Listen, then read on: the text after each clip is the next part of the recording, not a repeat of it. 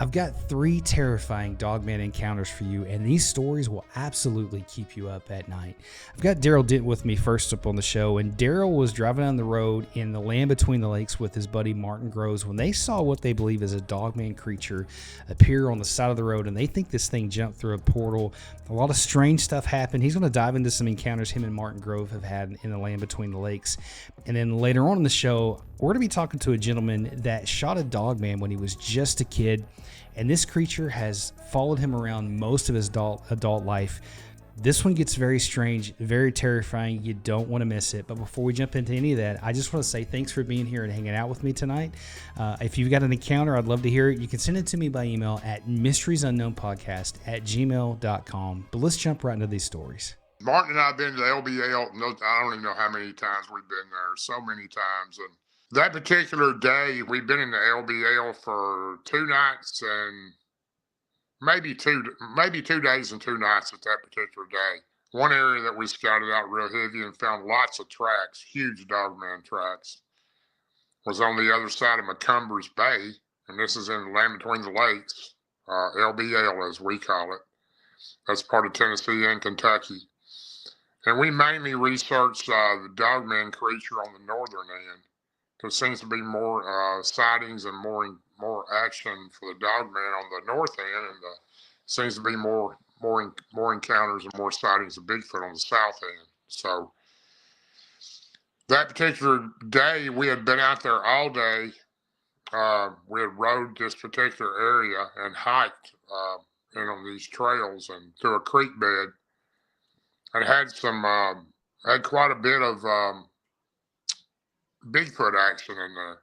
A few whoops, a few little sticks and rocks thrown at us, and certain area that we go into there, and not far from there is a place not too far, which Martin refers to as the Devil's Backbone.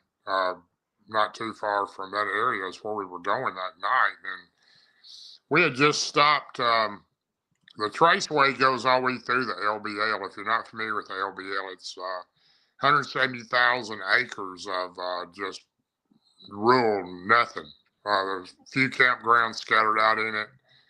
There used to be a lot of campgrounds. A huge number of them have been closed and shut down for what we call a reason we know, but no apparent reason why you shut down an expensive campground that had a store, had a playground in it, a bathhouse, basketball court, and they just shut it down overnight. It makes no sense to us, but we have our own theories on why that's happening. But that particular day, we had been in there all day. We had pulled down on a now the LBL on the trace. There's roads that go. The trace is the main road that runs from south to north, runs all the way through the entire park.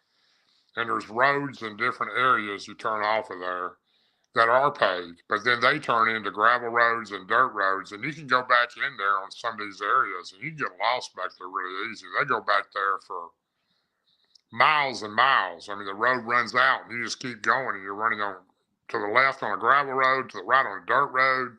You just keep going back in there. These are just areas that used to be the National Park Service. Now it's run by the Forestry Service, and these areas are cut out for maintenance and things is what they are, but they're very untravelable. A lot of these roads are. You get stuck back there if you're not careful. And if you don't know where you're at, you will get lost, I can assure you. And Martin knows the park probably better than anybody I've ever known. He knows that area really well. We had gotten back in there. It was late at night. I don't remember what time, but it was after 11 o'clock, and we had just stopped in the middle of nowhere on a gravel road, and we were getting kind of hungry. We got out and put his tailgate down on the back of his truck and stopped and got out and just had a snack. We sat on the back of the truck and talked and had a snack, and sitting there talking, and I heard something over to the left, and we hear everything. There's so many deer and everything there. It could be anything. Just because you hear a sound don't mean it's a Dogman or a Bigfoot, because in most of the cases it's not. But anyway, we got back in the truck, and we're very close to the area that we were wanting to go to. We stopped because we didn't want to go back in there and cause any unusual attention of sitting around and making a lot of noise in the truck. So We had just turned on this gravel road, put the tailgate up, got back in the truck, just barely turned on the gravel. Was part gravel, part dirt. And we're going maybe 1 or 2 miles an hour, just enough for the truck to be moving. And we're driving back to the area now that where Martin had his encounter in '93. And you can't drive all the way back. You have to stop and get out and walk. But we're in between the place to walk and the area you can drive back to get out. And I have the window down on my passenger side. Martin's driving. And I look over in the ravine to the right of me. There's a steep ravine right there, and there's a little slope. There's a creek bed there and a culvert. And I see this blue mist. It looks like a mist, some kind of just like smoke almost, a mist coming into there. And I'm thinking, what is that? And I look down, and there's this creature laying down on this kind of a slanted bank there, which was going down to the creek bed. And its legs and feet are down in the grass, but it's looking right at me, and it's in a position like a cat is when he's going to pounce on a mouse or something. It's looking right at me. I'm looking out the window. I'm 5 to 6 foot from this thing. I could reach out and probably touch it if I had to. But I'm looking down, and I see this creature, and it's looking right at me. It's got a massive head. The blue mist turns into a silver gray color. The whole creature is silver gray in color. The very tips of its hair were lit up. That sounds strange, but it's true. Every little tip of its little hair on its coat was kind of like lit. It's hard to explain, and it was staring right at me. It had a huge head. It had mane around its head like a line. And it's looking right at me, and it's got these deep eyes. They're real deep. They look like clear flashlights. They're just solid clear, and they're looking right at me. And I'm thinking, what in the world is this? I've never seen anything like this. And about that time, I reach over to Martin, and he'd already seen it. I said, are you seeing that? He goes, yeah, I already see it. About that time, Martin gets zapped, or infrasound, whatever you want to call it. We personally think it's some type of radiation. Joe and Jesse of Hellbent Holler think the same thing. They actually found radiation in a Dogman or a Bigfoot track with a Geiger counter. So anyway, Martin's sick. I look over at him. He's slumped up over the steering wheel. And I said, man, are you okay? And then about that time, I get hit. But I'm not in the shape he's in. I'm more, my upper chest feels like somebody's standing on it. And my right leg is numb. I've got a headache.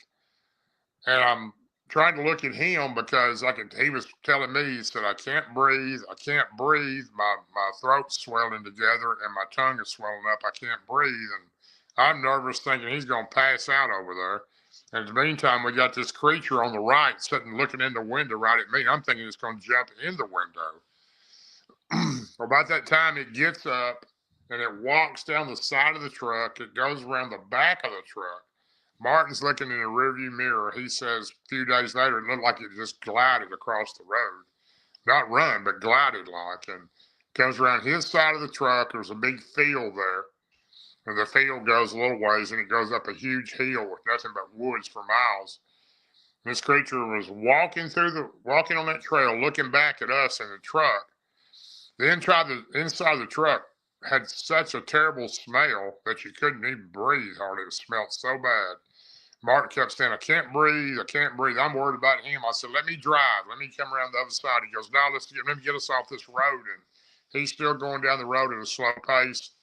This creature's looking back at us. And the weirdest thing about this creature, it was a full creature. You could see it, but you could also see through it. It was transparent.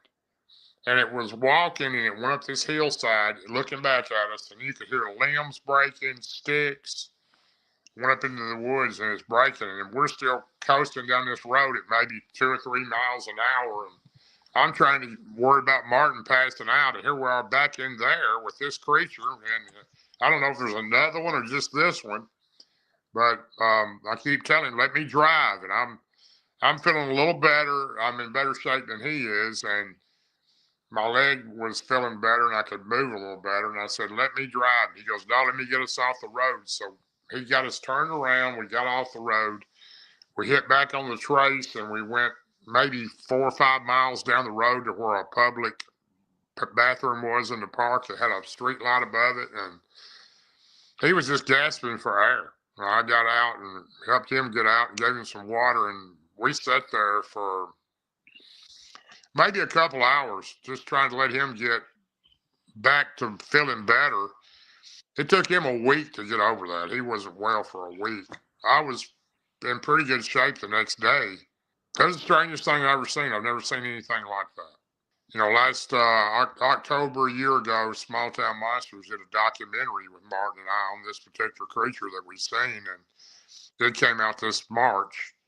And there's a 3-part series on it, on that particular creature, the same location. We went back to it and filmed all that. And big shout out to Small Town Monsters, Seth Breedlove and Alexander and Heather, and all those guys are just super great. But I enjoyed working with them. But to this day, I've never seen anything like that in my life. And it was almost cartoonish. It was so strange. But it was a full creature, but how do you see through something like that? It was transparent at the same time. I don't know if I've heard people ask me, was it government made, or I don't know if government made it or not. I've never seen a creature like that, but it was definitely a huge creature. The head on this thing was about half the size of a truck windshield.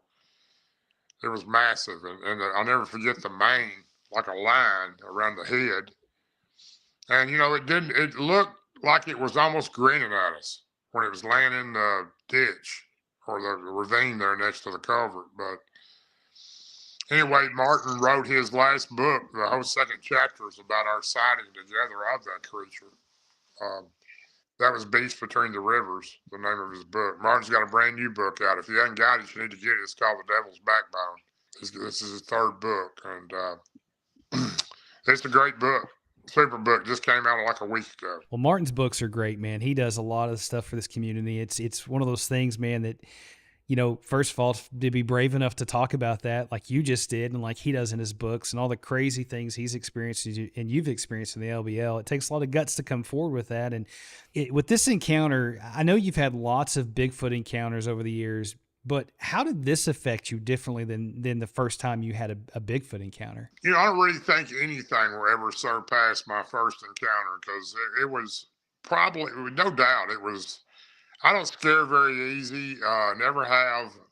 I probably should be that way with all the stuff I've been around over the years. But that was the most terrifying thing I've ever been through. That thing was the meanest, ugliest looking thing I've ever seen. Still to this day, I've never seen another Bigfoot like that.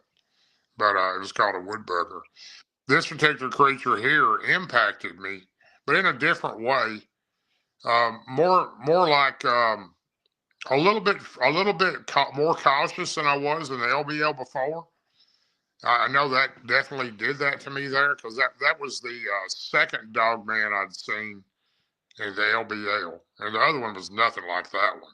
I would say that the biggest difference between that one and my first encounter with Bigfoot is I didn't feel as fearful. I know it probably sounds crazy, but I didn't feel as fearful as from that Dogman as I did from the Bigfoot on my first experience. Maybe it was because it was my first experience, but it took me a long time to get over that. A good 7 years before I could.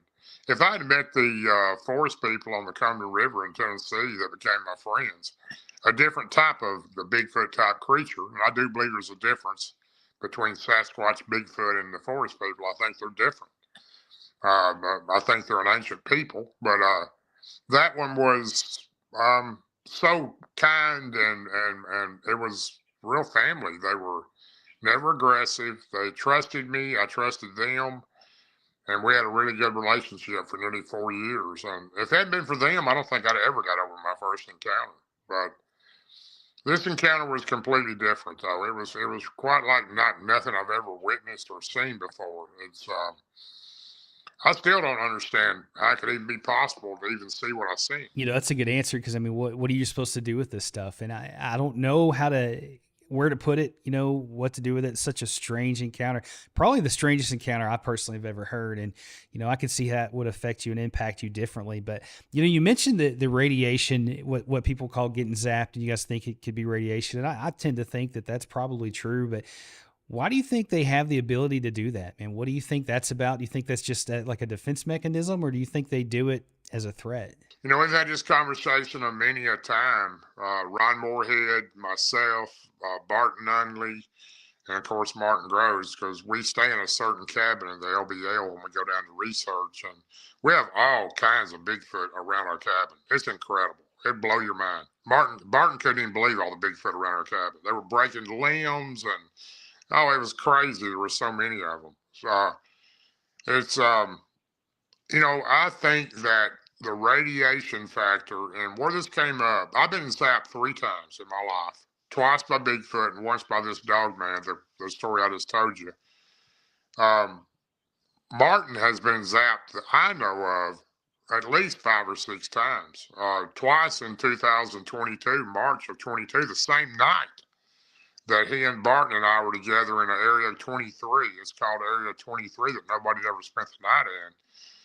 We stayed there. We had Dogman surrounding us. And Martin went out and just he didn't want no more of it. And he went out and just, I can't even explain. It was so crazy. It's such a strange world, man. I don't know what you're supposed to do with this stuff, but while you're on that topic, man, if you don't care, would you mind sharing that story and those encounters with us? What happened that night? Well, we were taken by a guy that supposedly knows the LBL as good or better.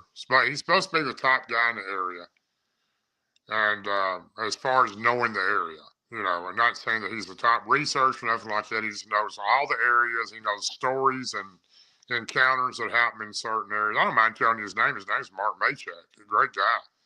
He's one of Barton's close friends. He knows Land Between the Lakes.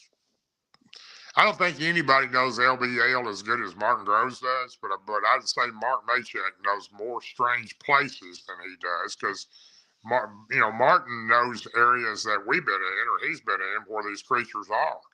Mark Maychek just knows the overall park, all the locations, how to get there and how to get back without getting lost. And he knows lots of stories of people in there that were terrified, didn't go back. And, you know, we went in there and that was in March of 22. You know, it was before October of 22 when Martin and I had our encounter I just spoke of. And, you know, we were in there, us three, me, Barton, and Martin, and we went to area.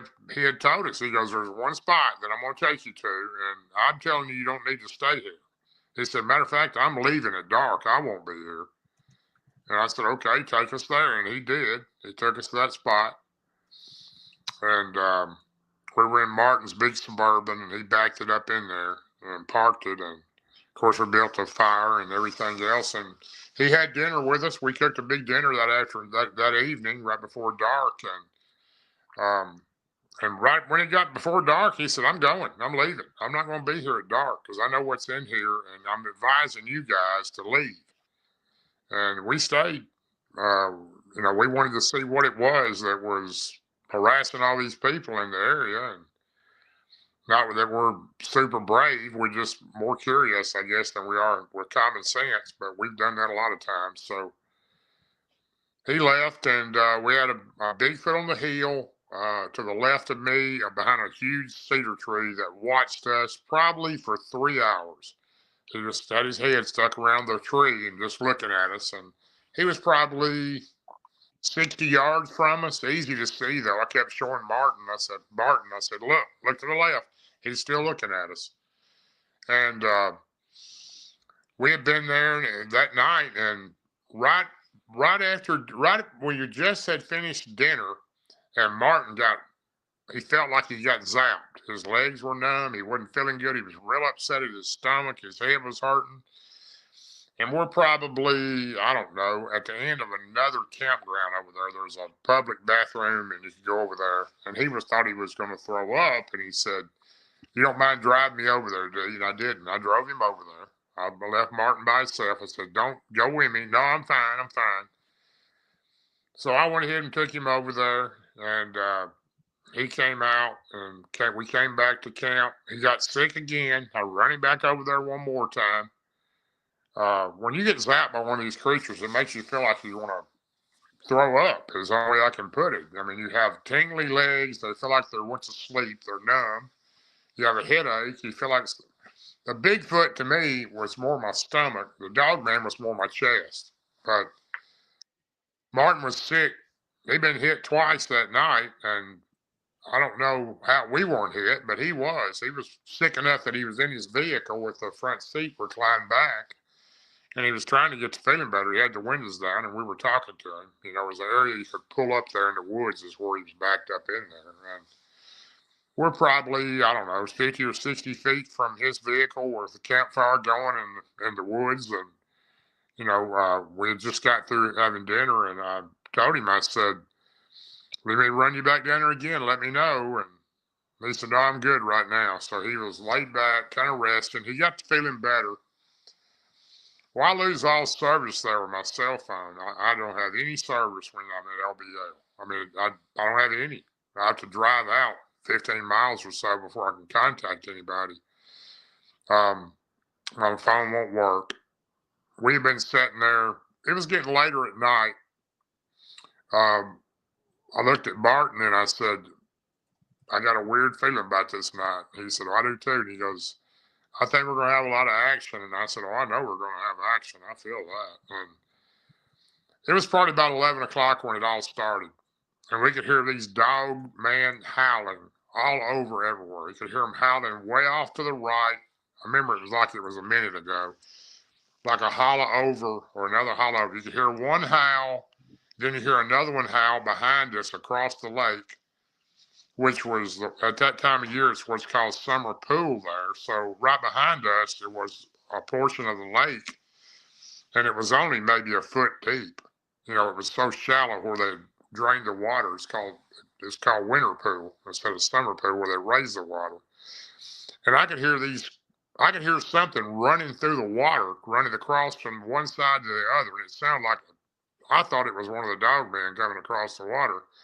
I heard 3 or 4 of those coming across the water. Now we're out there in the middle of nowhere. There ain't nobody out there but us. And you're hearing something run right across the water, you know, in the shallow water, like make that sound.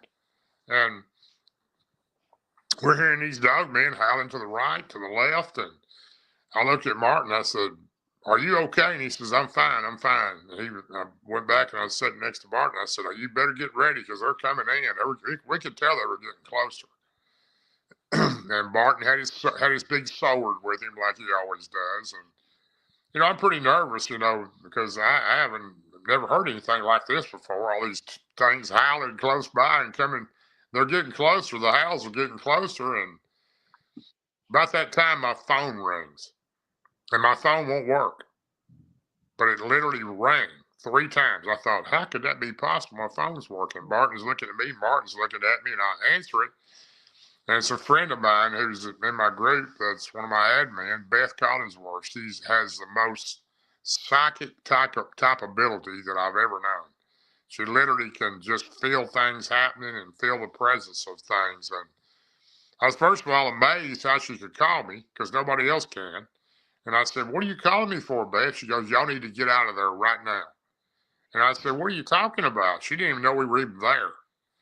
She goes, I'm telling you right now, you've got Dogmen all around you, and you've got a feral man to the left of you. I said, a feral man? What are you talking about? She goes, yeah, there's a feral man with these Dogman creatures. Y'all need to get out of there right now.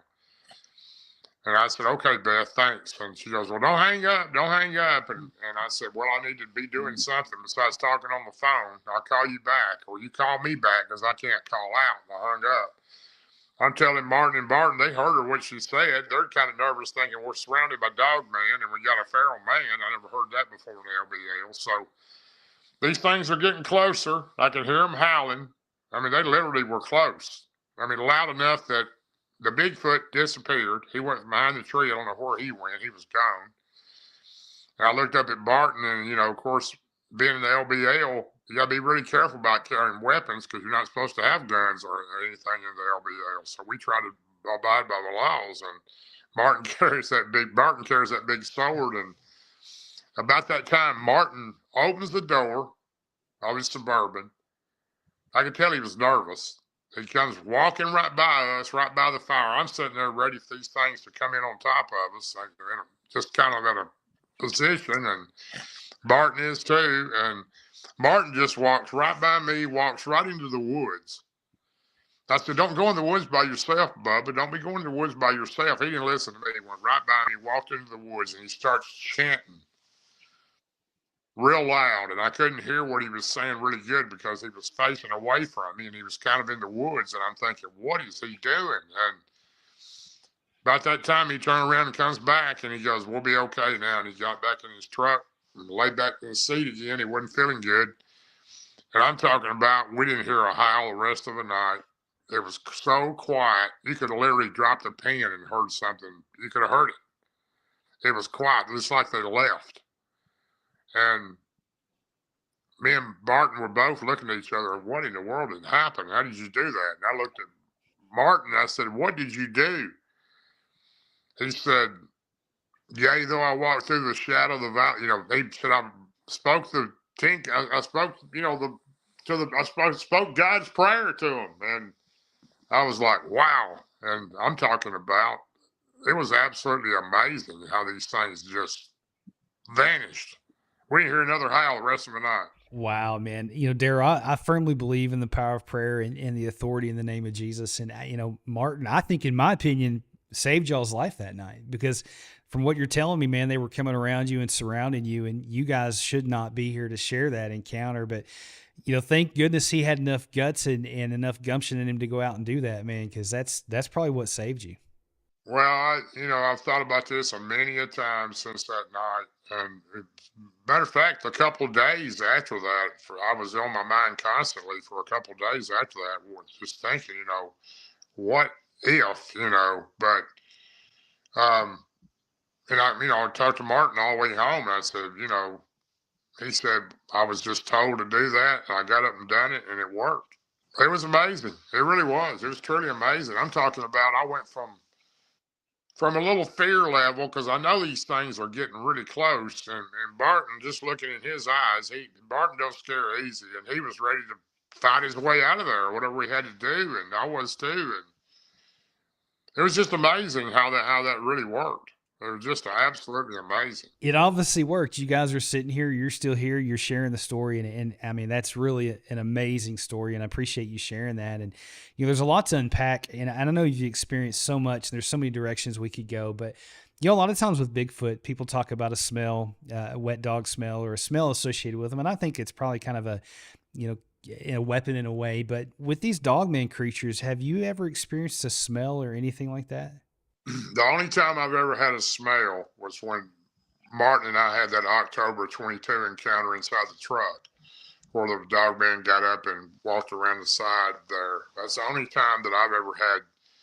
And quite frankly, most of all my Bigfoot, encounters and things, I had very few of those that had that smell. And I hear that all the time, but it's not been that way with me. But that was the first and only Dogman time I'd ever had. Martin said, I can't smell as good as I once did because I got COVID back in 2020, and my senses for that is not as good as they were. But I know Martin, he took it to 3 or 4 different car washes and cleanup shops to get that out of the truck. And he also had some type of coating all over the truck, like some kind of mist they sprayed on the truck. And he still got a little bit of that left on the hood the last time I talked to him. He got most of it off, but I don't know what it is they put out. We're going back again to the radioactive stuff. And of course, I think the word with Joe and Jesse Doyle of Hell Been Hollering. I'm very close friends with them. And I believe I know they carry every piece of equipment you can think of. And they're probably the best boots on the ground team in the world. And they go anywhere. Nothing scares those two people. And, when you take a Geiger counter and you get radiation from a Bigfoot track, right? Something's going on. So, it's pretty strange. I mean, I would have never thought to do that, but they did, and they did get a reading. That is so weird. There's so much to this world that leaves me with way more questions than I do get answers. And every time I do one of these shows, and it seems like I have more questions walking away than answers, just because it's such a strange world. And the only thing I can say is there's so much in God's universe we just do not understand. And I forgot that you mentioned the smell in that story, and I was also, you don't hear about smells of Dogman near as much as you do Bigfoot, but, it's just a really strange thing. And I appreciate you sharing that with me. But, the $1 million question with these Dogman creatures, and, I'd love to know what your thoughts are with it, but what do you think these things are? You know, I've been asked that many times, and we've had that discussion sitting in the cabin many times. We've all had this discussion with Joe and Jesse of Hellbent Holler too. We all did a conference together back in August. We probably spent the whole last night talking about that for probably 5 or 6 hours. But the first Dogman I seen was in Tazewell County, Virginia, in 2021. That was the first one I ever seen, and it was nothing like the creature that I seen with Martin. It was more like a massive black German Shepherd. That's what it looked like. A massive black German Shepherd, about 4 times the size of a regular German Shepherd. Just massive. And the head was so big. And, it was so different. That looked flesh and blood to me. Completely flesh and blood. Just like the Bigfoot I've seen. They've all looked flesh and blood to me. Now, I do think the Bigfoot and maybe even the Dogman, I don't know. I'm not an expert on anything. I can promise you that. But I do think that Bigfoot has a way to, some of the things I've witnessed them do, especially with the family I had on the river, they have a higher vibration than we do. And they can raise that to a certain level, maybe a higher frequency than we know of. I'm not even sure that may not be into the 4th dimension or something. I'm not a scientist, but some way they have a way to change themselves, and I do believe they're able to do that. I think they can transfer themselves into cloaking or whatever. I'm not sure that Dogman may not be able to do that. Some of them, I don't know. I've never seen one, but the Dogman I seen in Tazewell County, Virginia, was flesh and blood. It was not a huge creature, about 6 foot tall, but it was built like a bodybuilder. I watched it cross a fence, and it killed a lady's goats. I just luckily got involved in that by a gentleman at a store, come in and wanted to know if I knew about creatures, and I said I know a little bit, I know everything, and I went out there. But the one Martin Drozen I seen, and the one I seen before that one, well, I'm sorry, after that one, I've seen another Dogman since that one, but it was more flesh and blood too. That creature, I don't really know what it was. I know it was a Dogman type creature. I don't know if it was possibly a man-made type creature or what it was, but it was the strangest thing I've ever seen in my life. I don't even hardly, make scientific knowledge sense for something to be a clear form of a creature or a beast and to be able to see through it at the same time.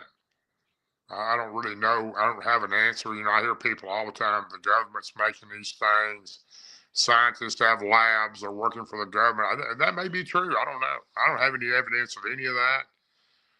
But I'm sure that it has went on because quite frankly, I don't trust our government with anything. So it wouldn't surprise me if they didn't try to do something like that. I know during World War II, a lot of the scientists did experimental projects on animals and humans. So, and I'm sure it's still going on somewhere. I agree with you, man. I don't trust them one bit. It reminds me of a story that I heard from a guy. He's become a friend of mine, but he had an encounter, in Arkansas. I won't say where, but he had this really strange encounter, this creature cloaked. Talked about it a handful of times on the show, and this thing ran off. But he said they came back a week later, and he said that the Army was out there, and they had everything roped off. Like, they wouldn't let you back in there. It was close to a state park. The state park shut down. They roped everything off. You couldn't get back in there. So he said a year later, they finally left, and they went back in there, and they built these platforms in these trees and cleared out a bunch of space. They never could figure out why or what that was about, but you better believe they know about these things. And could they be involved in manipulate them or doing whatever? Absolutely, man. I'm like you, man. I don't trust them one bit. But going back to the LBL, and there's been so much happening there. But man, why do you think there is such a huge amount of these creatures in that area? With Bigfoot and Dogman, why do you think they're all there? Well, for Bigfoot, the Bigfoot part, it's just such a remote, dense area. It goes forever, and I can see why Bigfoot want to live there. You got fresh water on 2 sides of you. You got the Cumberland River, which turns into Lake Barkley. You got Kentucky Lake in the center of it. Then you got the Tennessee River on the right side of it. So they got plenty of fresh water. It's one of the #1 areas in the state of Tennessee and Kentucky for deer hunting. So they got plenty of food. I mean, their #1 food is deer. It always has been and probably always will be. That's what they live off of. They hunt those. So that would be for Dogman. For Dogman, there's been stories that go back to the late 1700s when the early settlers came there. Even the Indian that lived in that area, they called the dog creature. They seen those creatures way back in that time frame. There was people's livestock and been attacked by dogmen. Even people attacked by dogmen. And there's stories on down through the past, and then you put that all together and all the way up to the future, and then you've got an area that I believe it was 1960 that the Tennessee Valley Authority came in and just took all these people's land from them. They had two choices: move and take whatever they offered them, or they were going to just flood them. And that's what they did. They covered up, I don't know how many cemeteries they flooded, homes they flooded, farms. People lived on for 200 years. Those people didn't leave; they just flooded them, and that's what happened. I think you take that with all the cemeteries that are underwater, and there's still, 50, 60 cemeteries in the park now. Just in the middle of nowhere, you'll be out there and you'll see a cemetery, and some of those graves are early 1800s. You can see it on. So, you throw all that together, and it's pretty much like going back to Joe and Jesse, what they said, and Elijah Henderson. Him and Gabby said the same thing. It's almost like a dark and bloody ground. There's been so much stuff that's happened there over the last 200 or 300 years, and with these dog creatures, and then the people being just run out of their property and have their land taken from them when they didn't want to leave, and the cemeteries covered up and flooded. You put all that together, and you already had the dogmen there, and the Bigfoot, I'm sure, were there too. And then you come out with all this type stuff. It's the strangest place I've ever been. And I've been to the LBL many times. When you drive in the entrance, when you just drive in and you see the sign that says, "Welcome to Land Between the Lakes," you get a funny feeling. And when it gets nighttime there, it's a whole different world. It's nothing like being there in the daytime, and being there at nighttime is like realistically night and day, because you don't know what's going to happen at nighttime there. I've literally seen the moon turn almost red for no reason at all. That we're sitting there at a campfire, and then we go out, and we had an episode 2023 where a friend of ours and Gabby and Elijah Henderson with him, and we were all going out to do some research, and they're driving down a road, and the moon has just turned almost red. Just for no reason at all, and the whole area just started looking strange. And there's hundreds of deer running across the road, hundreds.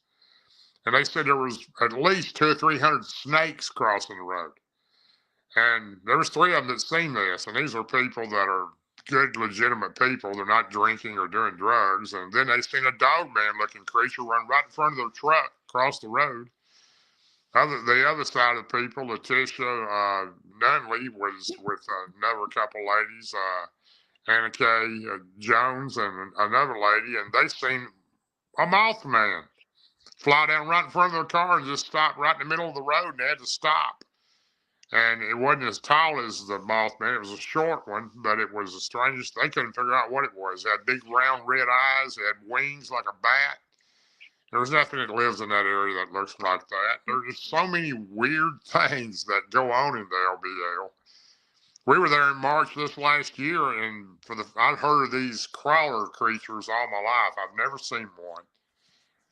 They call them crawlers. They look like some type of humanoid type creature, very thin. They're white looking, and they're just really weird looking. First time in my life I seen one of those, and it ran up a tree right in front of me, Martin Groves and Barton Nunley. I'm down this little ravine. They're walking across this road, this gravel road next to an abandoned bridge that had been a campground that had been closed for no reason.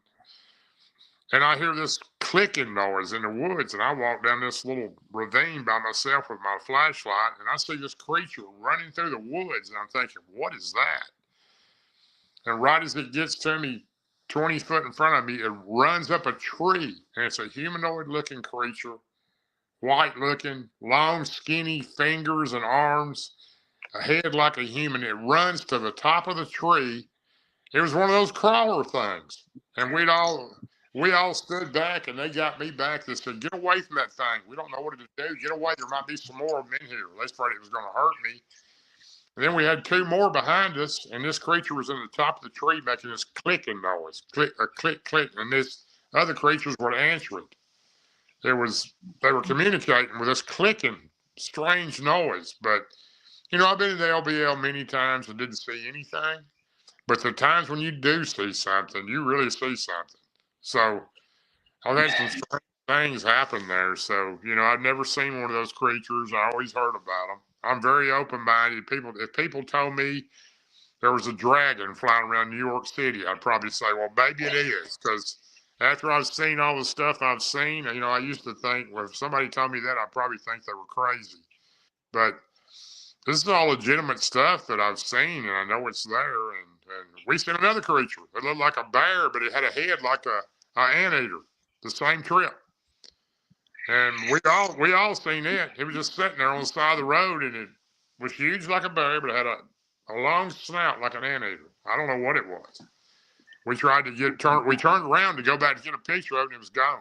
I don't know what you're supposed to do with this stuff, Darriel. It's just such a strange world. And I will say, man, like, you definitely got somebody praying for you, man, because to be able to go in there, see the things you've seen, and to be here to share it, that's a testimony to just your faith in the Lord and people praying for you. But man, I think the LBL is probably the strangest place I've ever heard of. I've never been there. I would love to go there someday, and hopefully someday I can go do that.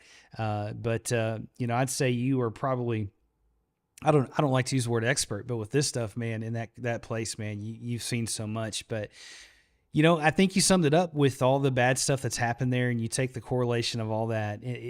Dogman seems to be around graveyards, places that are sad, all the markers, all these other creatures too. I think there's some kind of fallen angel, Nephilim, something like that. I think they can shapeshift. I think they can do all these weird things. And I'm like you, man, before I had my encounter and dived into this world, I mean, I would have think people are crazy, but after you've seen stuff, it opens up your mind and you realize, oh, well, almost anything is possible. But, I'd like to get your opinion on this. And David Pilatus has done so much for the community, and he's a great guy. I love listening to his stuff. But do you think that some of these missing 411 cases are related to Bigfoot, and primarily, I think possibly Dogman more than Bigfoot? But what's your thoughts on that?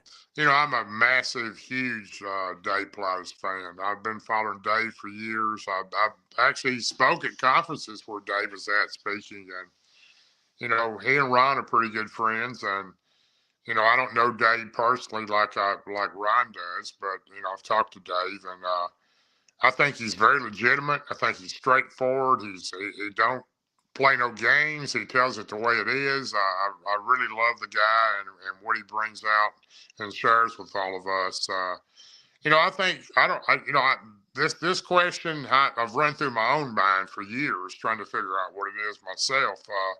I do believe 100%. Scott Carpenter told me a long time ago, and I miss that guy. Scott Carpenter's been gone since August of 23, and he helped me rid some bad Bigfoot I had at my farm in 2020. And for no reason at all, I don't even know why they were mad at me. But, I do believe that it's like Scott said. He goes, some of these creatures have you on the menu. And I do believe that. I think, there's good and bad in all of us. There's good people, there's bad people.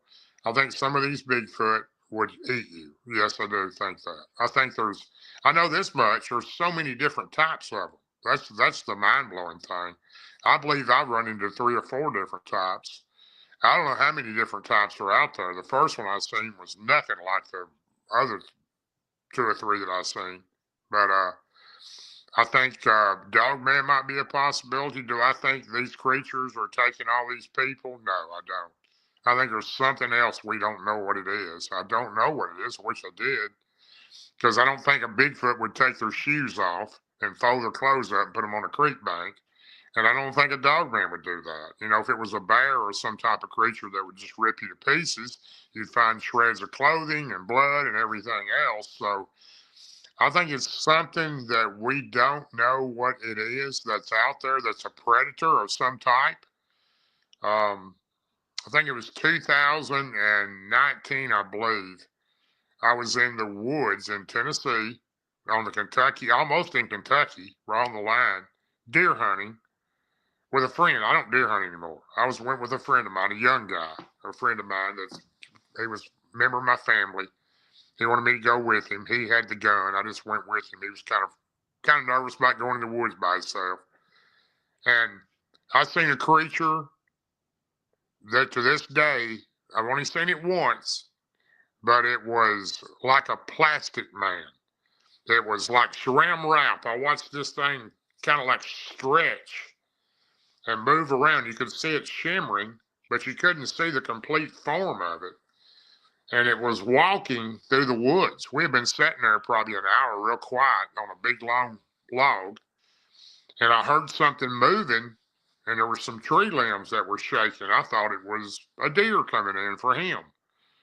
And I said, Z, you got a deer coming in. He goes, I whispered to him, and about that time I seen it wasn't a deer. I couldn't see what it was, and I seen something moving. But anyway, this thing, I've never seen anything like that. I've heard of them, but I've never seen one before. And when it seen us, it did spot us. It started walking in our direction. And I immediately grabbed his rifle and pointed it toward it. And when I did, it stopped, backed up, and walked the other direction. So it had whatever this thing was, it had the intelligence to know what a weapon was. So I don't know. There's so many things out there that I don't know have an answer on, and why I've been one of the ones to see a lot of these creatures. I don't know why. I didn't choose it. It's just something that's happened, and sometimes I wish I didn't see some of them, but at the same time, I'm glad I have the ability to see them. And I think that I'm here to try to help other people and try to explain to them what I have learned from them. But most of these creatures is one thing you can always remember. If you're in a bad position, I was lost in the Blue Ridge Mountains. I don't remember what year that was, but I was absolutely scared to death. I was lost. I was in there for 6 days. I was lost for 3. And the Blue Ridge Mountains of Virginia go for thousands of miles. I mean, there's nothing but trees, trails, and creeks. I was very lucky to find my way out, and thank goodness I did. But I learned that all these creatures, if you're going to get out and research or go into the woods, remember this one thing: they all know what Jesus Christ is. If you let them know that you are faithful and you believe in Jesus Christ, and you ask them, I rebuke you in the name of Jesus Christ, I assure you it's the best weapon you can carry in the woods. I was hog hunting. I was hunting wild hogs in the southernmost area of the Great Dismal Swamp, which is Pasquotank County, North Carolina. You know, it's populated, but in the area I was at, it's very, very sparsely populated. It's, you know, they called North Carolina the sportsman's paradise, and I agree with that because you've got the beach, and then you've got all the, you know, all the water around that, lots of commercial fishing, lots of sport fishing. And you know, I got into that. You know, I was from Kentucky. You know, I grew up in the woods hunting and fishing and riding dirt bikes and stuff. And after I moved here, you know, the whole being able to go hunting out of a boat and stuff was really cool. I mean, not hunting in a boat, but taking a boat to get to remote hunting locations. I think I was maybe 19. I went hog hunting with some friends in what's called the estuaries in the ocean side of Currituck County. There's wild hogs up there, and I really got into it. I thought it was super fun. It was a good adrenaline rush. I'm a Gen X kid from the 90s, so I grew up with the whole extreme sports, adrenaline junkie, that whole kind of lifestyle. People ask me why I was hog hunting by myself, and that's the only answer I can get. I was like, it was a good rush. Looking back, I can't believe I never got gored or chomped on, because they can be aggressive. And the wild hogs here, they're not like you see out, in Texas, where there's big giant packs of them. They're more they're not as rampant here as they are out there. And it was in 2001. We had the big hurricane a couple of years before that, and a lot of the hog farms, a lot of the pigs got killed, and a lot of them, went wild and went feral. And there you could hunt them. There was no close season, no bag limit, because they were a nuisance. At the southernmost end where I was, it's just all wetland, marshland, and as far as the water goes, depending on how the wind's blowing and the tide is on any given day, low tide, high tide, northwest wind, you can actually walk through some big sections of it and not get too wet. The day I was there, it was about it was a lower tide and the wind was out. It was a really really dark, really overcast day. So uh, I have some friends that live in where this is. There's an area called Weeksville, and there's a Coast Guard air base there. There's a road that runs from Elizabeth City, North Carolina, all the way down to the south end of Weeksville, and there's a little inlet of water between the Weeksville side and the other side, which is south of Nixonton, I think is the name of it. There's a body of water that goes up inland there called the Big Flatty Creek. And let's see, I put my boat in the water at a friend of mine's house that lived a good way south of the Coast Guard base. Him and his family, they lived right up on the water. They had a homemade boat ramp there. You could put your boat in and out. I had it was like an 18 or 20-foot Carolina skiff. It was nothing fancy. And I put it in there, and my buddy, where I put it in at, he's like, where are you going? Tell me where you're going to. I was like, I'm just gonna go out and cruise around a little bit and find somewhere that looks dry enough I can get out and walk around. And looking back, I could tell that he was a little apprehensive of why I was gonna head that way. And he's like, just be careful, man. Again, he thought I was stupid for going hog hunting, by myself like that. And so I put my boat in the water at his house. I went south and came around and went west, and pulled my boat up in on the east side of where the Big Flatty Creek comes down. I tied my boat up there and went in the water, or went into the swamp there. And November here, it can be pretty dark and pretty dreary. There's it'll be heavily overcast, and in the swamp there, it's not like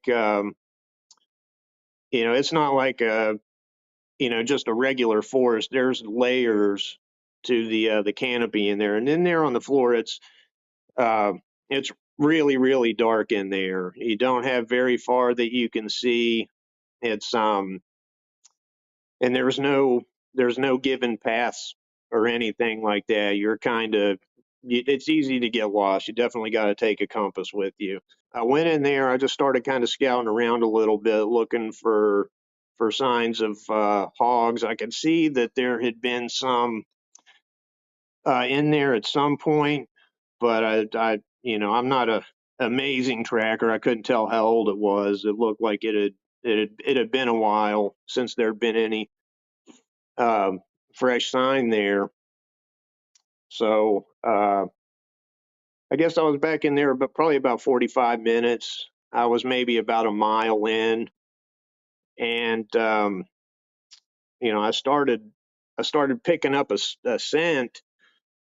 I thought it was a wild hog scent. If you've ever smelled a wild hog, they've got a really distinct smell. It's kind of like old pee and poo, and mixed with just a really musky, gross kind of smell.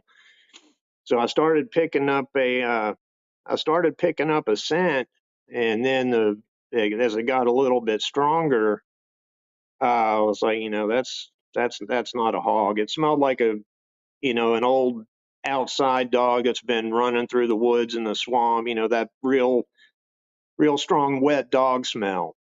I started picking up on that, and I went in a little bit further. And keep in mind that it's still wet all around you. You kind of have to pick and choose your trails where you go through. There would be, ditches and canals that could be 5, 10 feet wide. You'd go down and then have to walk over and cross back around to get around them. And I started hearing movement. I was like, okay, cool. I'm coming up on something. Maybe I'll end up getting to shoot one. And it was, I could tell it was probably maybe 50 yards away. And I noticed it kept going around me. And I finally started seeing movement. And I was like, that's not a hog. I don't know what that is. It's so dark, and you can't really see more than, 20, 30 feet in any given direction, but I'm seeing movement. And I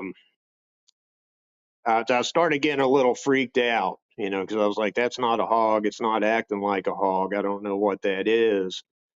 So I keep going a little back, and then I start going in a little bit further, trying to figure out what it is. And I started, hearing like, snuffling, like sniffing, snuffling. And I started hearing like a really low growl. Like, if your dog's ever, looking out the window at night and they think they see something, they do that real rumbly low growl down low in their chest. And then I thought, holy, I really know that that's not a hog now. And see, bear in mind, this is, I didn't know what the heck a Dogman was. I didn't believe in anything supernatural. I'd never heard of the cryptids that we all know about today. So the last thing I'm thinking it is, some big giant critter. Part of me still thinking it's a hog, but also at the same time, I can't tell what the heck it is. And I'm actually starting to get like really scared. That was the first time that I think I'd ever felt like real fear. I've been in all kinds of sketchy situations, both, you know, being in the band and all that, bar fights and the like, and all that other crazy stuff like that. But this was something, completely different. I felt like a little kid there's the monster in the closet. So, at this point, I'm like, I think I maybe need to just go ahead and get on out of here. And uh, I try to start making sorry, man, I get a little freaked out, looking back and thinking about it, man. My adrenaline's going just thinking about it. So at this point, I've got a Mossberg 590, the old 590 A1 with the bayonet lug. So I always carried one of the M9 bayonets with me, and I'm like, I don't know what this thing is. It's big. All I had was, the 7 in the tube, And I didn't have a pistol or anything like that. All I had was the shotgun and the bayonet. I might have had a couple extra shells in my pocket. And at first, I'm like, of course, I'm like, am I going to have to start shooting this thing? I don't even know what it is. And, of course, gun safety kicks in, be sure your target and watch behind it. So I start trying, to make my way back to where my boat was. And at the same time, it's following me. And eventually, after about a half hour of hearing this thing and seeing the movement of it, I realized that it's got between me and where my boat's at. It's got me pinned in inland, and it's slowly getting louder. I think it's started to figure out, this guy I might have been giving off the prey behavior, something trying to evade being being attacked, that typical prey drive that dogs have. I'm feeling like it's probably kicking in with this thing. And after about a half hour of seeing movement and hearing it, and I realized that it was between me and my boat. And I did notice, though, that it seemed like it did not want to get in the water, that it was doing whatever it could to stay on the ground and not get in the water. So when I realized that, I just went in chest deep into the canal, my shotgun over my head, walking through the canals, trying to put as much distance between it and myself as I could. And eventually, I made it back out to the full body of water, and I had to walk probably a quarter mile through the sound, the big open body of water. I had to walk about a quarter mile through the sound to get back to where my boat was. And I'm freaked out. I'm scared. I'm soaking wet. It's starting to. I went in the woods about uh, probably between noon and 1. I think total I was back there like a couple of hours altogether. But fog, as I was getting it back to my boat, fog was starting to roll in and starting to drizzle and mist a little bit. And I got back to, I got in my boat. I made back to my buddy's house, and my buddy, he's like, "What the heck is wrong with you, man?" And I was like, man, I saw something out there. I don't know what the heck it was. And it was like it followed me. It was growling and snuffling and pretty much tried to trap me off in there. And I guess I'd probably get to give a little bit of a better description of it. At most time, it was like it was hunched over, like it's on all fours. And it was probably, 3 foot, 4 foot, hunched over. But at one point uh, when I did the closest, best vision of it that I had, the best side of it I had was at one point it had been standing up, it's like standing up on 2 legs behind some trees and brush looking out at me. And it was probably between 6 and 7 feet tall. This thing was huge. So I get back to my buddy's house and I tell him, he's like, "What's wrong with you, man? I never seen you like this." And he took me inside and gave me a cup of coffee with a big slug of Jim Beam in it. And I was calmed down a little bit, and I told him where I was and what I saw, and he kind of, you know, he goes over pale. I was like, "Man, why did you go there?" And I was like, "Man, I'm just trying to, just trying to get in the swamp and have some fun, man, trying to kill some time." And he goes, "Hang on," and he takes me back to where his granddad. They've got a little bit of a compound back there. It's a whole big family that lives in this one area back there. They raise chickens and goats and pigs and all that. Typical Southern country folk.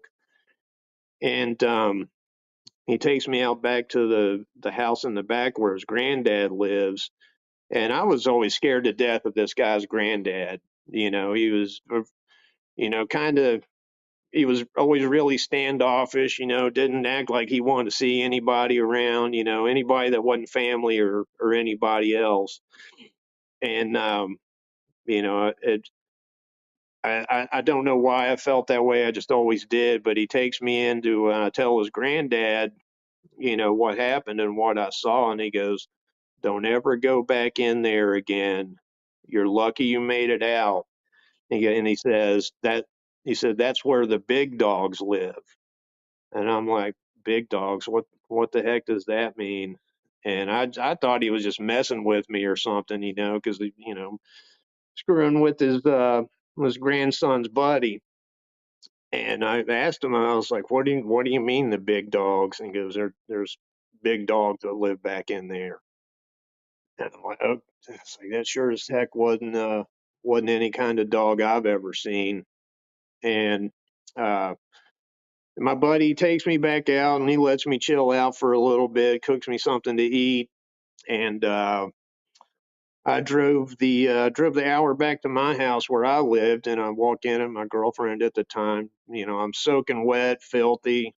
She goes, what the heck happened to you?" I was like, "I don't even want to talk about it." And I think after that, I pretty much convinced myself that I just got worked up and that I was seeing things, and just hyped myself up and freaked myself out. There wasn't anything, you know. And I eventually forgot about it. And a couple of years ago, on just scrolling through YouTube, a Dogman video pops up in my feed, and I'm like, "Dogman, what the heck is that?" And it was an encounter that was very similar to what I experienced, and like that all came flooding back to memory. And and I kind of went down the whole Dogman rabbit hole thing, and looking back, because I hadn't thought about that in probably 15 years, since that happened. I'd completely left it behind. And so, like I said, I went down the whole Dogman rabbit hole, and I saw that, they're pretty common, in Eastern North Carolina. There have been other sightings and attacks and everything like that. And then thinking back to when my buddy's granddad said that's where the big dogs live, I thought, okay, he wasn't messing with me. He knew something.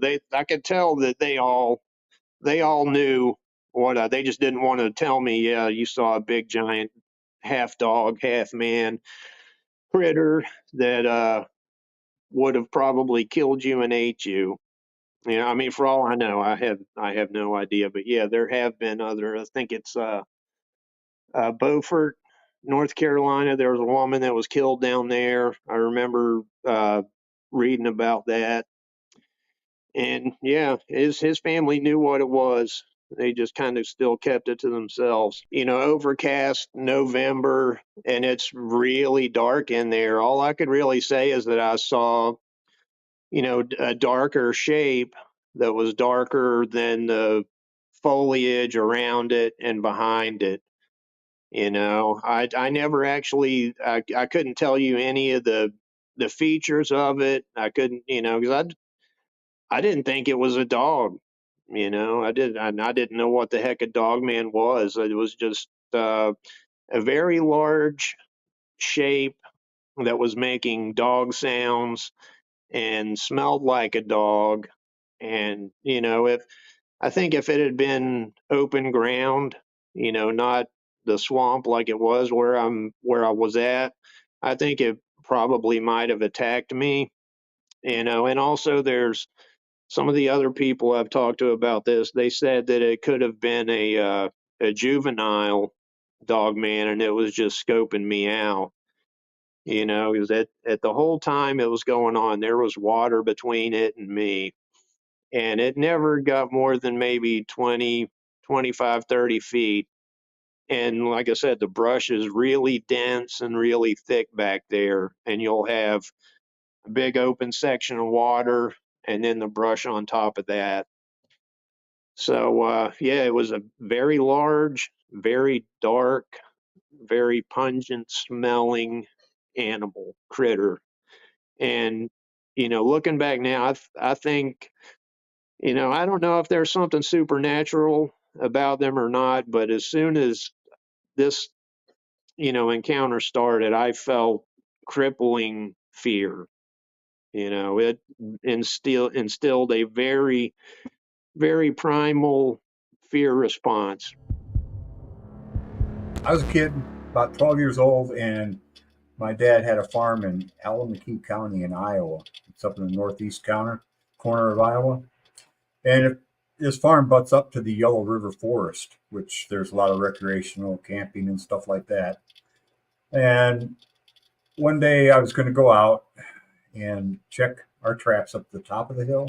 We lived in kind of like in a valley, so it was flat, and then you had hills on both sides, but on the side where we trapped, it was a very steep hill with caves and things like that. So what I did was I waited till the fog kind of lifted and grabbed a 410 shotgun and headed out to go check traps. And you can't just walk straight up the hill, so I was making like what do they call it, cutback, going back and forth up the hill that way. And about the fourth time I did a cutback, I could see pretty good because the leaves had fallen from the tree and they were wet and they kind of pushed down anything green. So it's kind of like a layer of dead leaves. And I could see about 15, 20 feet ahead of me, I was going to be going in between a couple of trees that were close to the path. Didn't think nothing of it, just kept going and not paying that close of attention, I guess. And all of a sudden, boom, right in front of me, this huge fox lands. I don't know if it was in the tree. I don't know if it just jumped there. I don't know how it got there, but boom, it was right in front of me. And I had the shotgun, and I put the shotgun up to my shoulder, and I heard in my head, don't. And I pulled the trigger, and I heard the words, shoot me. It's like, and I hit the fox, but when I hit him, I seen the hair fly, and he did like a jump up in the air, did a frontward somersault, and ran up that hill. I mean, we're talking over 100 yards, like in 6 steps, he was gone. And he was running 2x2 pattern like a greyhound does, front feet and back feet together, And his front feet, when they went back in that stroke, his feet, his front paws, were halfway down his tail. They were that long. And he was like peeling out, like throwing dirt up in the air as he was running, And I couldn't even put another round in the chamber. I just stood there with my mouth open looking at it, wondering how I shot a fox and it's still running from that close with a 410, and it just kept on going. It took me about 10 minutes to get up to the top of that hill, and I had to use the weeds and stuff to pull myself up. And when I got up there, it just went about 30 feet and then went back down into a whole bunch more woods. So it was gone, long gone. So I told my dad about it, and he told me I was full of it. I didn't shoot no fox. There ain't no fox that big. And I always kind of consider him like the hunting legend in that area, because he would go out in the woods with a 22, come back about an hour or two later with 6 squirrels, and you never heard a sound. It's like the squirrels come down and say, hey, just knock me out, But you never heard the gun going off or anything. And he said if you sit someplace in the woods long enough, everything in the woods is going to walk by. And that's why he told me there wasn't a fox that big. I think he knew something that I didn't know. And I didn't know for a long time. Because after that, my dad sold the farm, and I went in the military, and marriage and everything. And I mean, never gave it another thought. And of course, that was a time when there was no internet. Nobody's talking about it. They hadn't even barely started talking about the big footprint they found in California. They hadn't even hardly started talking about that. The Patterson-Gimlin film hadn't, been barely out or whatever. But yeah, that would have been right in 1967. So years in between that, We're talking from 67 to 2017. Never gave it another thought. I was always uncomfortable wherever I lived. I mean, I've lived in probably 25 houses up until the time I moved. This is my final house here. But probably 25 houses I've had, and I've always owned them because I've owned dogs. And nobody wants to rent to you when you own dogs, so you just might as well buy the house and forget about it. But as soon as I'm there, it seems like within 6 months, I'm uncomfortable. There's something about the house I don't like. And I never knew what it was. I just moved. I've been in North Carolina for 7 years, and I've owned 3 houses. So I was in Kansas City. I think I was in Kansas City 2 years, owned 2 houses. So it's just something that it just feels really uncomfortable. But I know what that is now. So I'm living in North Carolina. I'm going to work probably 7 more years, retire, at that time. So I'm driving around my Z one day, and I'm on a blacktop road, and next to me there's a field that's been soybeans, and it's been cut down already, and so it's pretty much dirt and a few weeds here and there. And I hear this voice says, "Hey, you want to see a Volkswagen microbus?" And it's familiar, but it wasn't familiar. And I said, "Yeah, sure." He said, "Look to your right." And I looked to the right, and there was Dogman. He's about on the other side of that field, so he's about a quarter mile away. He's on all fours, running about. He's got to be running at least 50, because I'm doing 70, and I'm not losing him, And he's running alongside of that field, and I'm watching him drive along, and he cuts into those woods right there behind my house. So I get home, get in the driveway, put the car away, get a couple of guns, get one of my biggest dogs, and I head out to where I saw him running along the side of the field. And as I'm walking out there, I'm thinking, if he's real, there'll be evidence. If he's not real, I'm going crazy. If he's real, I am crazy for being out here walking. Go find him. But anyway, as I walk out there, and that he hit a tree branch with his backside. And so I went to that tree branch, and that's where I started my looking for tracks. No tracks, not a single track. But that branch was like 5 foot off the ground, and it hit him in the back. So he was over 5 foot on all fours. So I started heading back across the field to my house. And I thought, well, he's had to leave evidence. I'm not crazy. I know I saw him. I know I heard him. And that brought me to the whole thing about mind speak that I had to learn rapidly, because you can't have something like that talking in your head. And that's what he does. It's mental telepathy. So, and they use it on everything. And so I'm thinking about that. And I said, evidence, got to be. So I stopped out in the middle of that field, and I start doing the police tactic of walking around in circles, spiraling around, a few more feet, round and around. And about the 20th time around, I find about a 10 by 10 spot where it looks like a deer had a war. There's wolf prints, deer prints, deep in it, this way, that way, and antler prints. It's like, man, they must be rutting or something. And which I don't think it's time for the rut at that time. Maybe it was. And so I'm standing there looking at this spot there. What took place here, trying to put it back together. And I see one little piece of greenery about yay tall. And it's about this big around. And it looks like there's an indent on the side of it, because it's probably about 3 foot to my left. And I don't want to make any more footprints, so I just kind of turn, bend over, pick it up, and there's his track. There's his front paw. And it's about 4 or 5 inches into the dirt. I mean, we're talking a dog footprint about yay big. 4 toes down in. So what he did is he pushed off 4 toes, big toenails about yay long. Tried to take a picture of it, but they don't turn out. I'm not a forensic kind of guy. And so I just kind of watched my back and went on back to my house. And as I'm going back to my house, I'm telling myself, I'm thinking, okay, so how's this mental telepathy thing? How's this mind speak? So I just said in my head, like I'm thinking the thought, show me your eyes. I hear you have interesting eyes. Show me your eyes. And I went home. Didn't think about it again for a couple of weeks, back and forth to work, mowing the lawn, everything. And I usually get up and go to the restroom about 3 o'clock in the morning. And about 2 weeks after I saw his track, about 2 weeks, and I got up, went to the bathroom, and just something popped in my head, look out the window. And the window on the side of my house between me and the neighbor, probably 15 foot, and it goes back to the backyard. I can't see my backyard. I can see his backyard. And I can see the trees, the tree line where the Dogman went in is back there.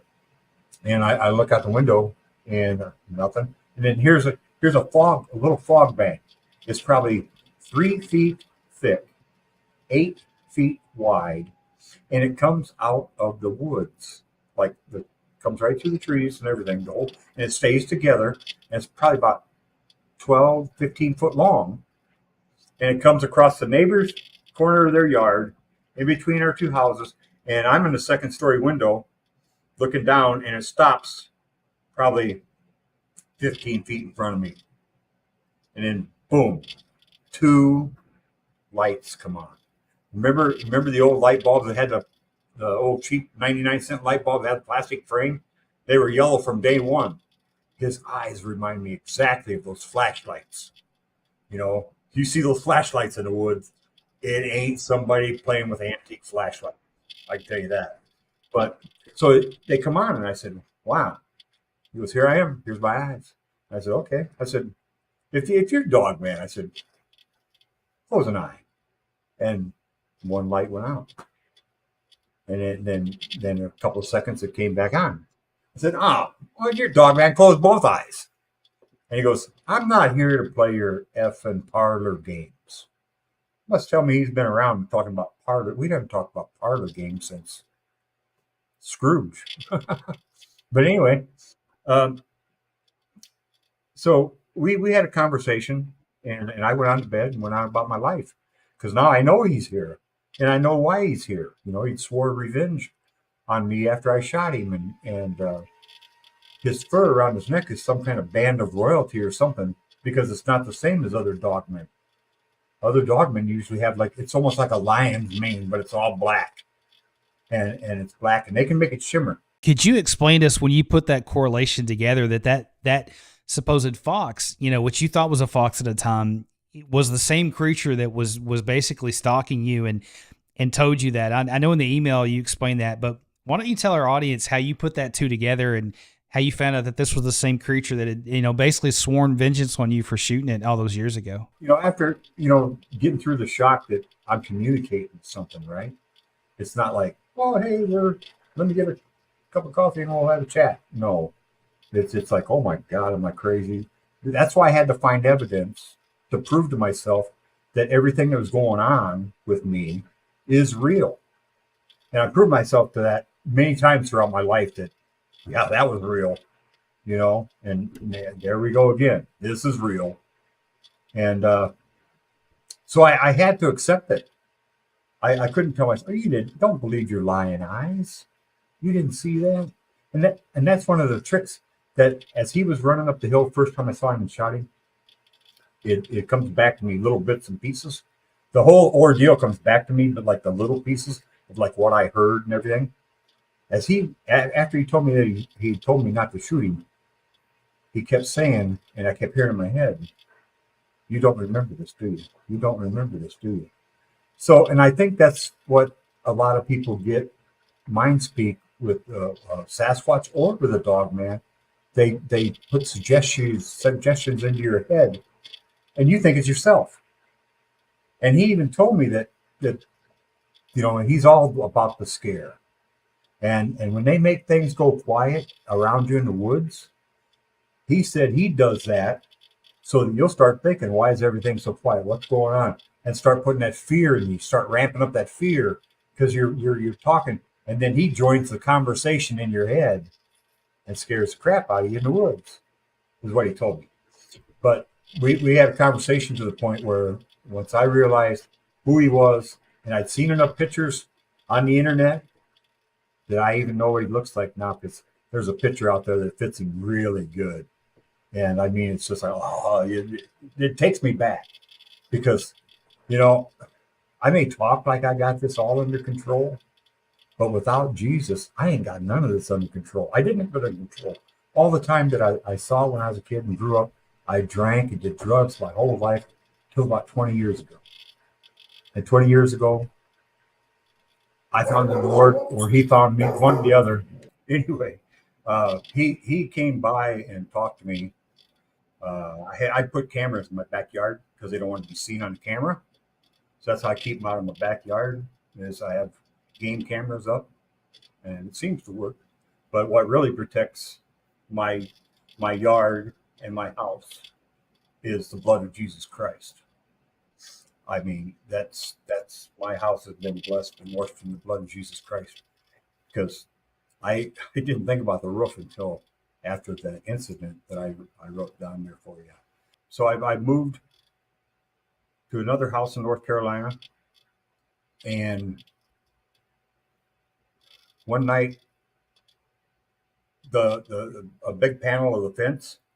I mean, it wasn't windy or anything, just big panel of the fence, like flew, bam, something hit it, flew off, and that right there was a little kind of a warning to me. You know, I can't come on your property, but I know where you live, right? So I moved from there, and now I'm in this house, and this is my permanent house. This is my last one. I mean, I prayed on that a lot, and this is it. I told him, this is it.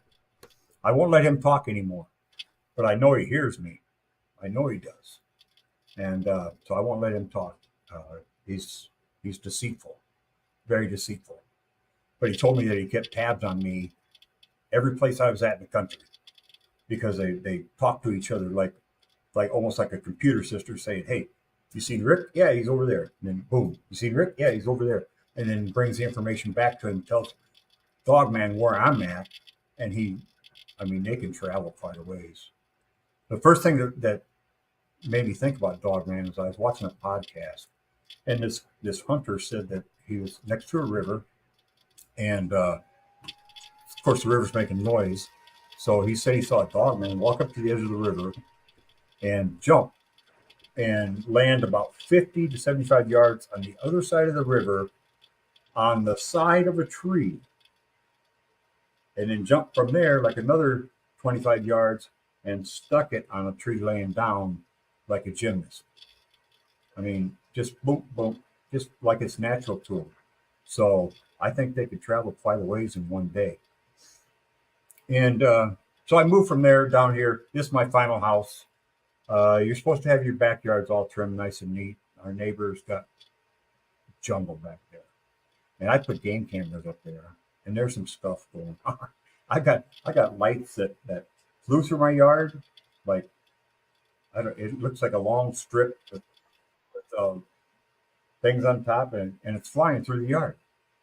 And I got them flying through the trees. I got an orb coming through the trees, and so I know there's a lot of crazy stuff going on right here in my own backyard. And I was sitting here. Well, before that happened, I was remodeling this house, gutted the whole thing.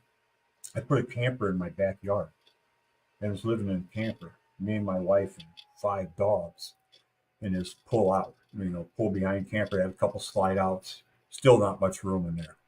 But I fell asleep on the little couch watching TV, and about 3 o'clock in the morning, you know that tune "Shaving a Haircut." My head was like back this on the couch. My head was on the wall, and right behind my head, because I felt the vibration, it went, "Holy camole!" That's a way to wake you up, because you're just sleeping. Then you got to think, what was that? Is it real? I felt it. Oh man, it's real. Get a gun, and I always have a gun by the door, because they like dogs, and if one of them gets a hold of my dog, I got to go to protect my dog. I mean, so I'm always prepared. And so the time from when I was a kid and shot that stupid fox. To the time that he asked me if I wanted to see a Volkswagen microbus, we're talking over 50 years. We're talking 57 years for in between. And he was following me everywhere, and I didn't know it. Never seen him ever. And he said he was there because he said it was great when I went back up there where my dad's farm was. Because when I was about in my 20s, late or early 30s, we used to ride our Harleys up there and camp, and drink a lot of beer and be crazy. And he said he was there. He was there. And I don't doubt him because I was there. But now I found out that he follows me everywhere. And I was sitting here, before I protect my house and property in the blood of Jesus Christ, I got to tell you, this is what really freaked me out. I was sitting right here where I was sitting, right here by my computer. And I was on the phone with a friend of mine in Iowa. And man, something hit the roof right above my head. It's one-story house. Hit the roof right above my head, and I hit hard because my buddy goes, "What was that?" I go, "Something just landed on the roof." He goes, "What is this, Christmas?" I said, "No, listen." And that thing started above my head and walked in a zigzag pattern across the roof all the way to the other end of the roof. And it's like, I just sit here, I was like frozen, just listening to it. Because he's usually he was making noise, boom, boom. And it was only like maybe 4 steps, and he was at the peak of the roof. 4 steps, he was on the other side, and then back across. And when I finally got a hold of myself to go outside, he wasn't there. I'll tell you, I got some game camera pictures that, like that fog that I was talking about. I got a little tree in my backyard, and there's one picture, there's nothing there. The next picture, there's a bank of fog just around that tree, around the leaves, not above or below. When he showed me his eyes, we had 2 more talks. I was in my kitchen, and he knew that I put a camera up.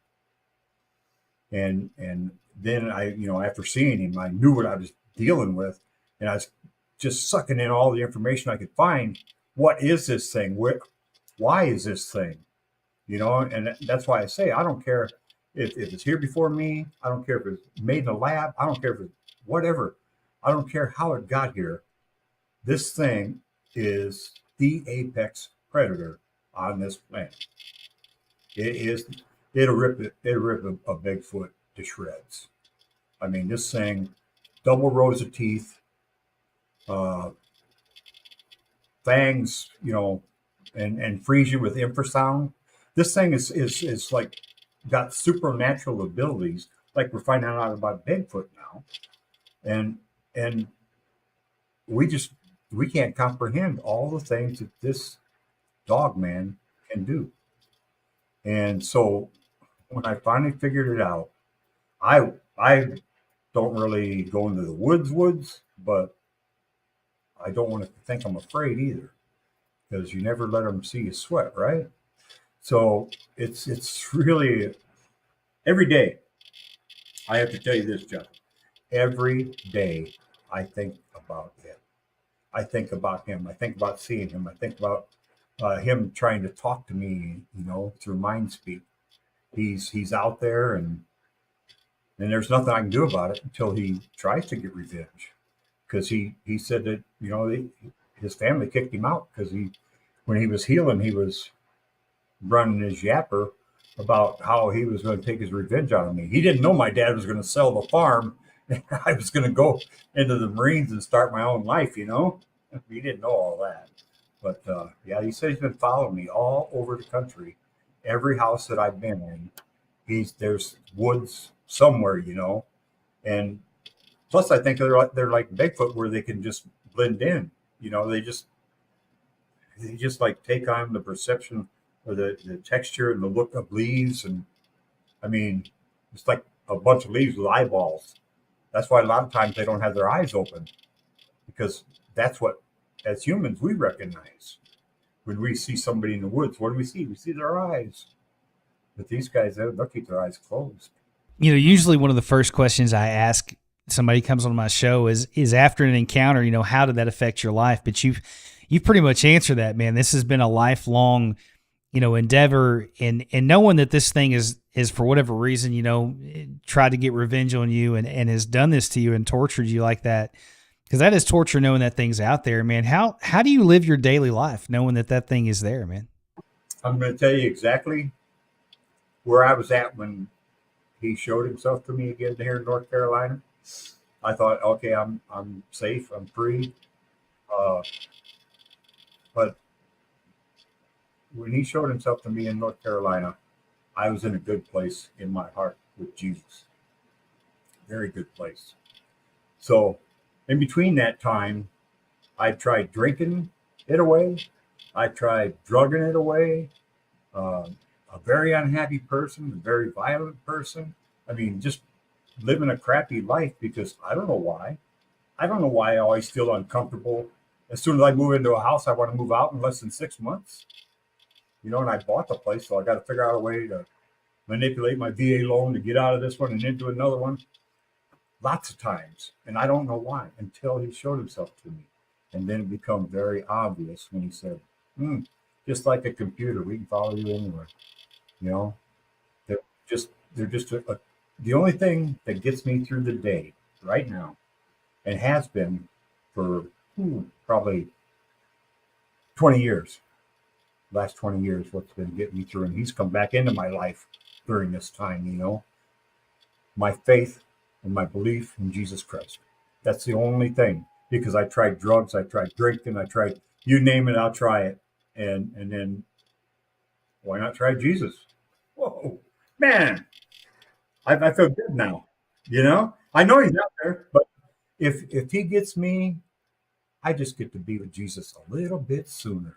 I think that is the absolute best answer that anybody can have to any situation that they're going through is, you know, try Jesus, because that is the best thing you could do. And I believe that's what's kept you safe all these years, you know, is the blood of the Lord, you know, I mean, and that's a very powerful statement, and you're very smart to have, you know, turned to him, because I think that's what's kept you safe. And, you know, this is one of the most unique encounters I've heard.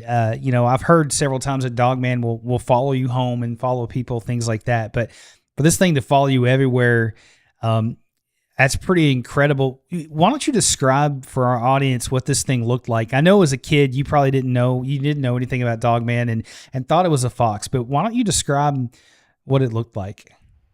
Well, when I first saw him, you know, and I saw a side view of him, and I think about it a little bit, he had almost like a profile of a buffalo, big hump, you know, but his arms are so much longer. And when he stands up, his arms are attached high, and when he comes down, it makes his arms all the longer. His forearm is way longer than like his upper arm, like ours in proportion. His would be way longer, and ours would be, you know, short, and his is short up here. But it's attached up here, like up higher. And he does that run 2x2. And when he was running up the hill, I could see the length of his claws were probably 3-4 inches, because when he was running, the dirt and the leaves was just flying like he's peeling out all the way up that hill. And that's why I didn't even chamber another round. I was in just shocked, you know, because I had no idea that I was going to shoot a fox and wouldn't kill him. And of course there was some blood and hair there, but it looked like he had a red fox head, and it almost looked cartoonish with a really long nose, almost looked cartoonish. And maybe that was by his design, but it looked around his neck. You ever see like the king, his robe with the white fur with the speckles around there? That's what he had around like his neck area. It was almost like a robe, and then the rest of him was black. And when I saw him, like he was trying to be a bus, of course he had the reddish face, which I could see from where I saw him from. But around his neck, now he had spread that out to where like his whole front was that cream colored fur with spots on it, and then the rest of him was still black. And so I think that's his unique feature is he's got this like royalty around his neck, you know, and that's why he's got to uphold his swearing revenge on me is because he's some kind of royalty. I don't know. Yeah, I'm sure that you didn't really know what to do with that when you put all that together and realized, what was out there and, what was after you. Well, in that time there's no internet. Your point of reference is an encyclopedia in the dining room that's already 10 years old, or your old man wouldn't have bought them. And yeah, you want to know something? Go look in that book. That book, I'll tell you, I'm a firm believer of what the CIA director said when they first started the CIA. Our job will be done when everything we tell you, you believe, and everything we tell you is a lie. That's what he said. When you believe everything we tell you, our job's done, because everything's going to be a lie.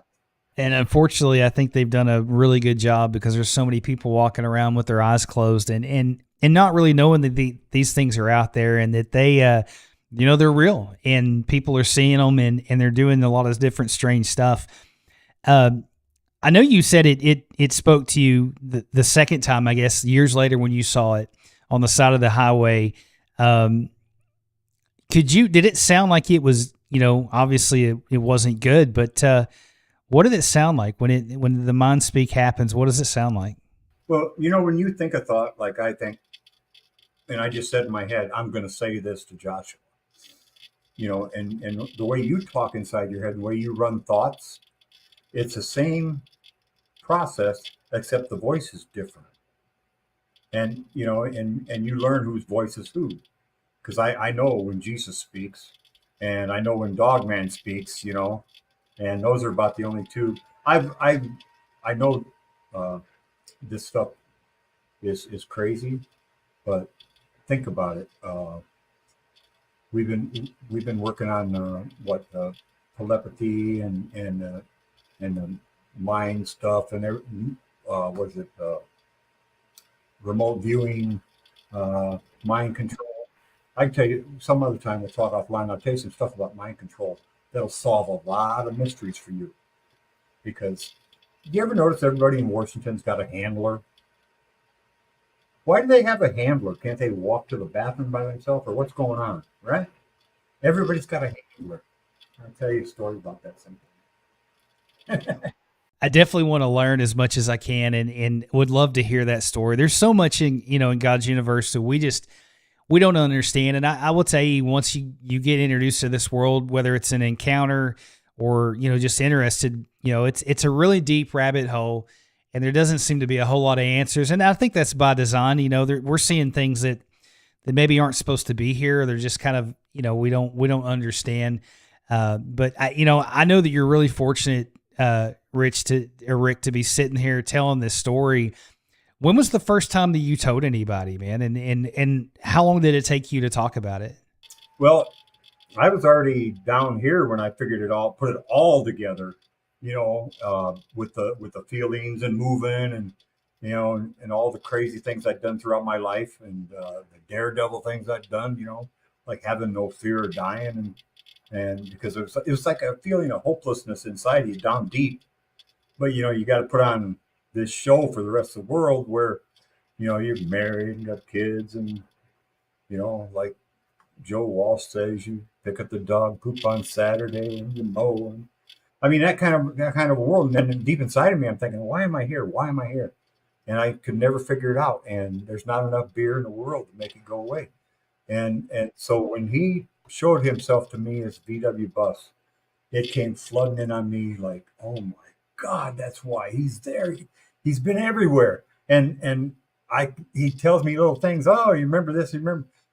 He was there. I think these creatures are definitely all over the place. I had somebody come on one of the lives the other day and ask if they were in Ohio because I think they had heard that they weren't there. And I think they're everywhere, man. I think they're absolutely everywhere. And I don't know how this thing kept tabs of you all those years, but the roof incident that you talked about with your buddy, is that the last time you've heard it or had an encounter with it?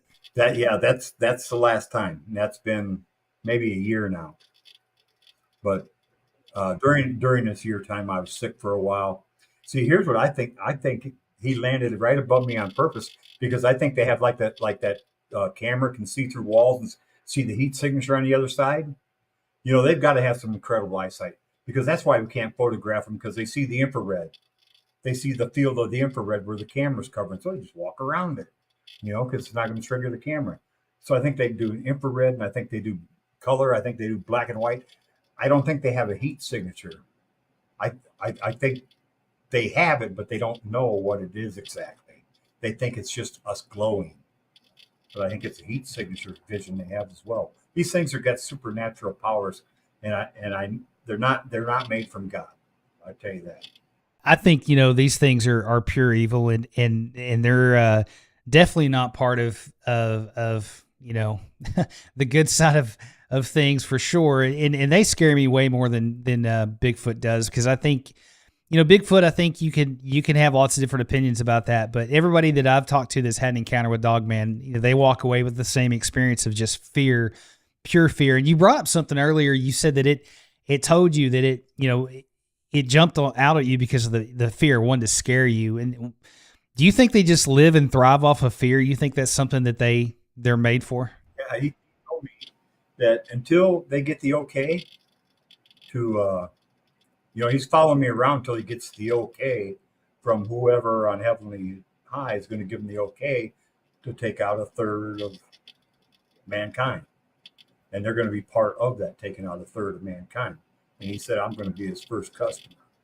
But anyway, I think they're so evil. He told me himself that until they get that okay, it's all about the scare. It's all about the scare. And then you've heard people say in their stories, and then he smiles, gives that big grin. He's never given me that big grin, because I told him where I stand. I'm on the side of the Lord, and I'm coming with a slug. Well, that's a good thing to do, man. I think if you're doing that, you're going to be all right, because these things don't have any power, because when you're covered by the blood, there's nothing they can do. And I firmly believe that you're going about this the right way, and you're doing it the right way, man. And I just I definitely would have my head on a swivel and all that. What do you think these things are? What's your opinion on that? I think they're pure demonic. I think it's something that even if man had a hand in making them, I think they were formed somewhere, either with Satan's hand involved or with mankind. And I think what we did was we was putting them here and there, just a couple, to see what would happen, like in different countries. And I think they got so powerful, we couldn't contain them, and they let them go. Now they're out in the wild breed. Yeah. That would definitely make sense to me, and I could see how that's, the government could be involved in some way, shape, or form. I know a lot of guys that I talk to, they're out researching, and they have government vehicles show up on their property and tapping their phone lines and all kinds of stuff like that. So I think they know about them. Now, what their role is with it, I don't know, but they definitely know about these creatures, and I think they probably have a pretty significant role with them somehow. With that, and all that being said, but I've talked to some hunters, guys that say they're out hunting Bigfoot, Dogman, the rake, all these creatures, right? And they all got the same thought on killing one. You won't want to be the first one to kill one, because it ain't come to the surface yet. So you're going to be the first and bring it to the surface? I don't think so. I don't think so. They're going to bury you beneath some corner of a building somewhere.